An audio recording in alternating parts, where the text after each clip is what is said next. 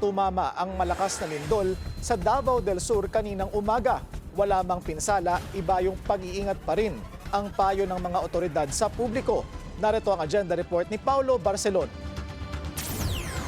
Nag-evacuate ang ilang empleyado sa Panabo City sa Davao del Norte matapos ang magnitude 6.3 na lindol na yumanig sa mga karatig bayan Martes ng umaga. Ayon sa FIVOX, naitala ang epicenter ng lindol lampas 300 kilometro sa karagatang malapit sa Baganga, Davao Oriental.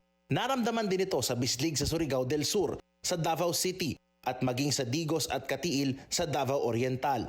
Ayon sa Office of Civil Defense, wala namang naitalang casualty pero hindi raw dapat maging kampante ang mga otoridad. Yung malakihan, yun ang pinaghahandaan at pinagpaplano ko ngayon. Ibig sabihin yung that will involve the whole town, multiple towns.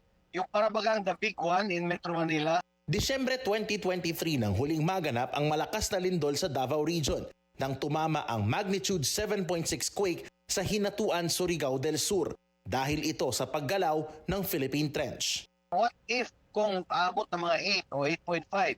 Are we ready? So we better get ready. So I am now mobilizing resources from the local government. Ito, bago ang mga official natin, together with PhilBox and of course the Office of Civil Defense Central Office, magtulungan kami so that we can perform a scenario for the whole region.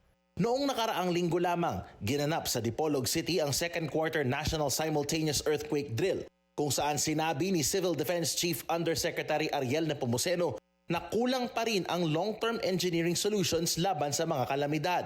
Sa ngayon, todo handa na rin ang OCD Region 11 sa banta ng mga landslide at mga pagbahang dulot ng habagat. Naka-preposition na ang heavy equipment at personnel sakaling kailanganing magsagawa ng evacuations o rescue operations sa rehiyon.